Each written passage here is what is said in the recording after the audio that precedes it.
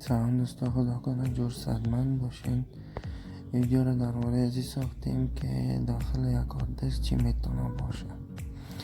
خب میریم باز میکنیمش، پیچایش هست، اول پیچایش رو باز میکنیم.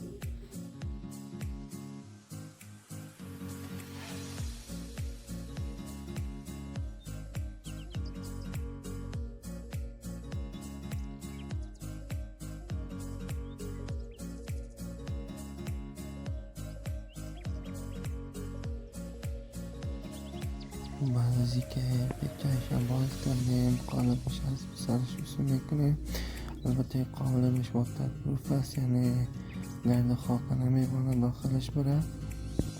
خب اینی هم داخل یک آردست که جدی میباشه که لنزش هست، سیما لنز است و کسی کم حافظه است که در بالای از او ذخیره میشه حافظه. ای هم بود و اینی هم امو خاکگیر از به حساب گرد میکروب چیزها را به خود جذب میکنه که قسم شما دیدین. ای هم داخل یک آردست که HADD است و یک کسیتش هست، محافظهش هست و اون سیما هم خود آردست لنزش هست. خب هم پشترش هست. دیگه دیدیم که چیزی نداره. لکن از ویدیو خوشتان آمده باشه، لایک و سابسکرایب از یادتان دارم.